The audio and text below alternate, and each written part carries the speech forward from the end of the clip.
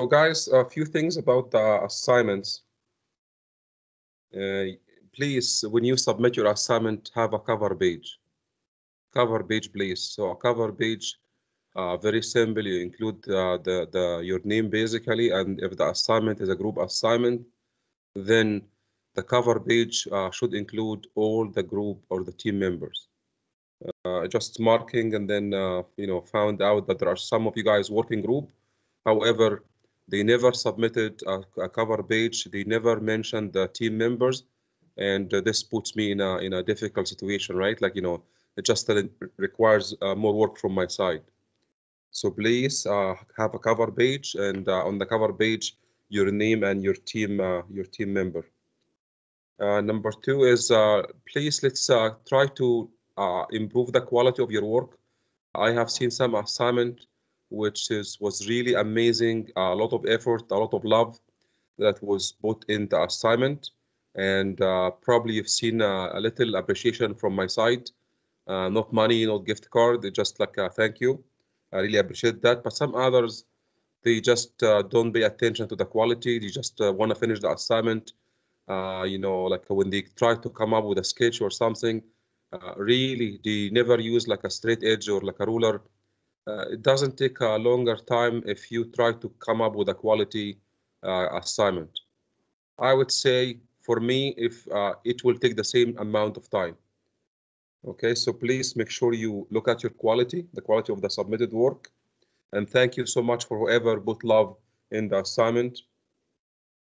One more thing is some students, this is very obvious for me. Some students, they never review the material. They go straight, print the assignment, and then work on the assignment. Please do not do that, unless that's your choice. But I'm asking you, if you want to solve the assignment, the first thing you want to do is read the material. I provide material for you guys in terms of video, so there is recording, and maybe doesn't want to go through the 2 hours of recording for every class. You think that's too much work with too much like a time, which probably I agree. And there is another form of the material, which is simply a PDF file. The PDF file probably is faster because you can simply skip the page that you completely know and remember, and you go right away to your question. So that's up to you. It's not my choice. It's up to you, but you are provided with two choices. But some of you guys right away, what they do is right away they start solving the assignment. And if they come across a question, what they do right away, where's Tahir? Okay, let's email Tahir or let's text Tahir on MS Teams. Okay, please doesn't work this way. Please do your part, and I promise you I will be for you whenever you have a question. But based on the assumption that you have done your part first, please. Okay. If you work in a group, then it's obvious you guys have finished already assignment 1 and 2 for you, 1 and 2. And then what I do is not only I give you the mark on D2L, however, I mark the assignment, put some feedback, whether correct or wrong, or maybe I give you the final answer. And then what I do is I upload it one more time. I uploaded one more time my feedback to you in a form of PDF or markup on your PDF back. So if you work by yourself, great. If you work with another person, then you will have to share this PDF with him or her one more time because the feedback is for both of you, not for only the one who ever submitted the assignment. Okay, next is you will see some marks, like sometimes you will see your mark on the assignment is different from the mark on the D2L, and I'm pretty sure that you guys know why, huh? Does anybody know why the mark is different from the assignment and the D2L? No one? Are you guys still sleepy? Extra marks you give in class? Oh yeah, thank you so much, Nick. So yeah, the extra mark, you guys, I keep track of all those marks, and I know this creates more work for me, but I think it's good for get you connected to my class because if I give you incentive, I know what's going to happen. Without incentive, you guys will be somewhere else. Okay, so last thing is, guys, listen. When I ask you or I say this assignment is a group assignment, it means I meant a group assignment. Okay, so the word group assignment is not for fun. It is, I meant it to be a group assignment. And again, why sometimes, or why I do it group assignment, and you can see sometimes I say a single assignment in your surveying, because I see no points of two people working on the same drawing, because it's all CAD exercise, and I'm not really looking for somebody to put the first point of the line and the next one will put the second point of the line. It doesn't work. It has to be a single assignment. However, there are some assignments like in concrete, lots of numbers, and we can simply work together and we can simply review together and we can come up with the best answer together. So that's from your own side, so you don't feel isolated. You can at least your voice is heard, or maybe you change opinion with your classmate. Then you bring me only one assignment. Unfortunately, for the first two assignments that you guys submit, you guys don't listen. You just go ahead. It's okay. You know what? I will do it on my own. I will do it on my own. I'm not gonna spend any time to find a partner for me. Okay? So it means you're not listening to me. And I don't want to be mean and enforce you and say individual assignment will not be submitted or will not be approved or not be accepted. Okay? So you need to take my approval before you submit individual assignment. Otherwise, I'm not going to mark it. You're not listening. Okay, I want you to discuss, understand each other, and then find one answer, send it to me. A group assignment is a group assignment, not individual assignment. So going forward, when I say group assignment, it has to be group assignment, please. Okay, because I I know it has some advantage on your end, like working together and kind of get connected to each other, and also it has some advantage on my end. I can simply manage my time and have marking or a little bit more, but it's going to be half marking. Okay. Anyway, probably by now I finish all the breaching and all the the things that I noticed on assignment number 1 and number 2. Now, one thing also I want to mention before we start our class, we should do that very quickly. Midterm exam. We are in the week number 6 of our classes, and in this class I supposed to do 2 midterm exam. I think early on I said one has to happen on week number 7, the other one has to happen on week number 10 or 11. So we are approaching very quickly week number 7. That is going to be next week, and I'm going to give you two dates, and we are democratic. We will go by the vote. So I'm going to give you 2 dates, and please raise your hand for the first date. So my two dates are the Thursday of next week. So about 8 or 9 days from today. And the other date would be the Monday of the following, which is the 8th. So I'll give you the dates. So this is supposed to happen either October 22nd or October 26th. Okay, let's vote, guys. You guys are supposed to be ready, yeah? Okay, don't log in and just show me your picture and go to the watch room or do something. Okay, stay here. If you log into my class, probably you need to stay for the entire class. Okay, so if you agree on the 22nd of October for your midterm number 1, show your hands.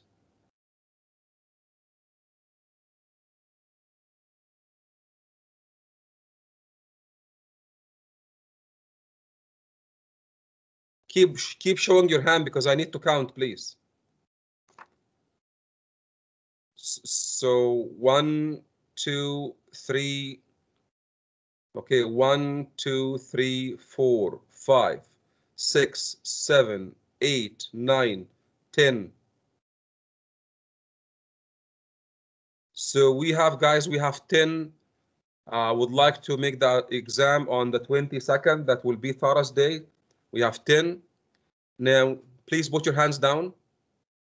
Thank you so much. Put your hands down. Okay, now, if you agree on the 26th, which is on the 8th week on Monday, so that's start of the week, please show your hands.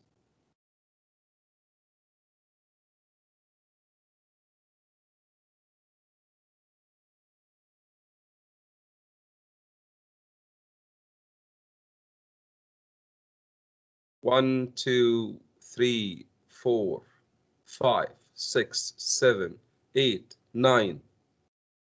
Okay, guys, there is 9 and 10, so that's 19. Okay, 19.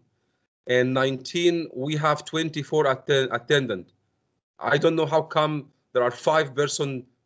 Okay, let's do it one more time. So 1, 2, 3, 4, 5, 6, 7, 8, 9, 10, 11.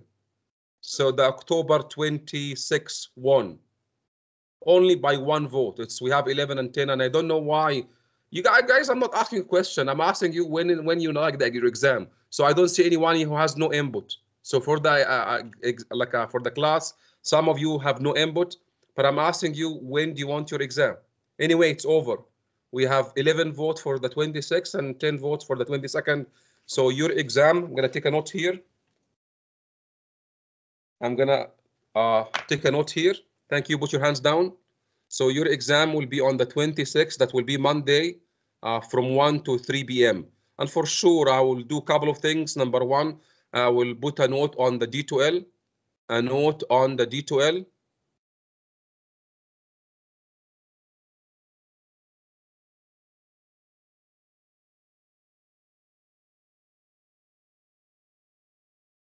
Okay, so I will mark your calendar on the D2L with this exam, so you'll see that very clearly, just like an assignment. And number two is I will just send you more details on administrating the midterm exam. Okay, like give you more details of how does it look like, or what will be the time, and what is the method of submission. So you will get lots of details before your midterm exam. Okay. I know some of you right away will ask, do we have a review session? I'm telling you right away, and I probably said this one more in the past. I'm a straightforward person. If you attend my class and if you solve my assignment by yourself on your own, I mean, or in a group, but at least you understand what's going on, then you should be totally safe. I'm not saying you will get 100%, but you will get, I would say, between 80 to 85. For sure, if you do extra effort by, like deep understanding or those kind of things, you will get more than 85%. Okay, and probably 85% is what is A minus. Okay, guys, please have these side discussions. Probably you can text each other, huh? Because simply it's distracting me. Anyway, so the exam is on the 26th. That's Monday, and best of luck for that. Now, guys, are you ready for today's class? Are you ready? Okay, let me share with you guys my screen and we start right away.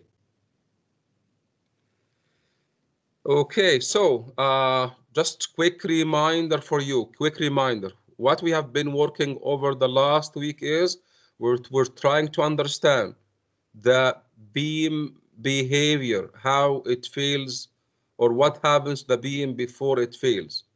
We looked at 3 different names, which is tension failure, balanced failure, and compression failure. And this is controlled by the amount of steel. If the tension side is so strong, it will force the concrete in compression to fail first. This failure is called compression failure, and it's brittle, and we don't like it. And if the rebar yielded at the same point as a concrete arrives at failure, then we call it balanced failure. Okay, again, this one is brittle, and we would like to avoid as well. And the last kind of failure, when we have certain amount of steel in my beam, where the rebar will yield the first before concrete crushes in compression, and this is called the tension failure. And this kind of failure, it's ductile because rebar will yield, and because we know that when rebar yields, we get lots of elongation before the rebar snaps, then it is a ductile failure, and this is the failure that we like. So in the last week, through the 3 classes, what I did is I tried to find the failure mode using 3 different techniques. One is using what this guy on the left here, this is called strain diagram. So the strain diagram is one way of how to find the failure mode. Number 2 is finding the C over D. So C over D, for a balanced section, the C over D is 64%, 64%. And if your C over D is less, then it's tension failure, equal balanced, and more is equal means compression failure. You can also do the same thing using the reinforcement ratio. So all you have to do is you have to find the reinforcement ratio that will turn your section into balanced failure, which very simple equation after this derivation, which you are not required to memorize, is we found out that rho balanced is equal to the FC dash of the beam divided by 1100. If you find this number, if the reinforcement ratio in your beam exceeds this number, it means it's compression failure. Equal, it's balanced failure. Less, it means tension failure. And finally, this is where we ended our class. We talked about compression failure. It's not really a recommended. It's not recommended. It is a bad failure. It's not recommendation. It's a bad failure, and we need to simply avoid this compression failure. And if we run into compression failure, then what to do is is we simply have to do something. Like what? So we have 4 options. Number 1, increase the beam width, and this must be approved by architect, which means it's not visible all the time. And then number 2, increase the beam depth, which also have to be approved by architect as well, which means it's not visible all the time. Number 3, we may need to increase the FC dash, given the FC dash, the new one that will make my beam work and become a ductile failure. It has to be between 20 and 40. If you need more than 40, so please don't use this option because it's very dangerous to make concrete more than 40 MPa. And then finally, adding compression rebar. So we add rebar, but not on the tension side. We add rebar on the compression side, and this simply is going to help concrete not to fail first. Okay, this option, the last one, is the one which is always visible because simply nobody cares. Only the structural engineer will care, but anyone, the architect or anybody else, simply doesn't care what you put in your beam as long as your beam behaves the way we like. Any question? This simply summarizes what we have done in the last class. Any questions so far? Are you following? I need to hear some noise. I miss you guys. I haven't seen you from last Thursday, huh? Oh, sorry. Thursday, yes. We're following. Excuse me? I said we're following. You seem very, very, very tired, Domenico. We had a midterm yesterday and another one today. But okay. Doesn't stop us from attending class. Oh yeah, absolutely. You know, some think that, you know, I may cancel my class not attending and ending up doubling the effort after the class. So that's really smart. I myself, when I was young, as you guys and students, I never miss my class because it saves me a lot of time on my own. Okay, now, so we finished this one right now. And you know what? I'm going to give you something probably is going to help you a little bit. So let's simply break into workout, like breakout groups. And what I'm going to do is, so we'll go to our break groups, and then simply you guys have to pull your assignment. So look, you need to pull the assignment number 3. And on assignment number 3, there are 3 questions, I guess. Let me pull the assignment. So here is the assignment. Okay, let's see. So here is the assignment. Assignment number 3 has basically, I guess, 3 questions. So question number 1 is very, very similar to what we've done in the class, but you will have to find where is the centroid of this rebar, which you already have numerical example on that. If your rebar is asymmetric, so please look at the properties of material presentation, and you will see how we find the centroid. Remember, guys, the centroid is not in the middle. Please, centroid not in the middle. Why? Because you can see it's asymmetric. There are 2 bars on the corner, 25 m, one in the middle, 20 m, and then on another layer, 20 m. So this is just an exercise on how to find where is centroid. Please refer to the properties material presentation. So, and then everything will be the same as the class.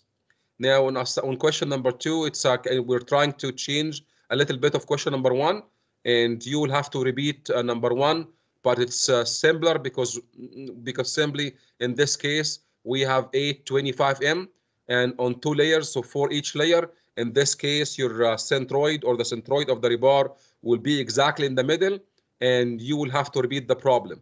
And then question number 3 is exactly what I said a few minutes ago about the failure of your concrete beam and how you can avoid if you encounter the bad one. Okay. Now, please split into breakout group, and really what we will do is we will do question number 2. However, the only thing I'm going to do is simply scratch this number, and then simply replace this by 25 MBA. Okay. So in your breakout group, and this will take about probably 20 minutes, what you have to do is you need to solve question number 2 with replacing FC or F prime C from 30 MBA to 25 MBA. And we will have to solve it. And what I will do, so again, we're starting right now at 8:22. So please leave this group, go to your breakout group, and I will just jump in and discuss with you guys. And I will give you the answer in your breakout group after 20 minutes. Okay. Please leave this channel, go to your breakout group.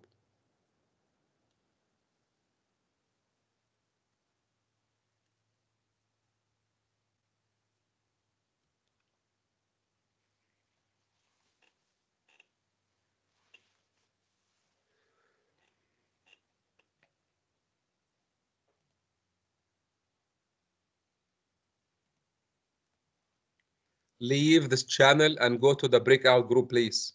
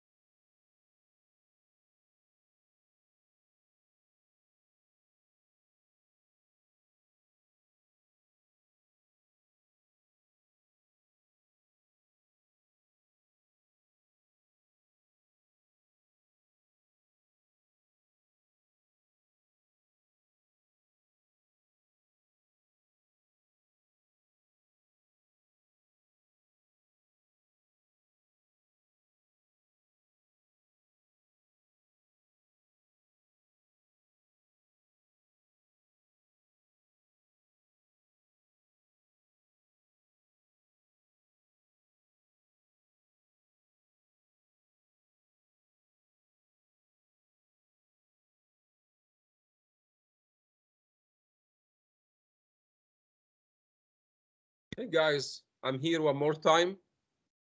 And guys, please don't start the recording. Don't start the recording yourself. I'm gonna stop the recording.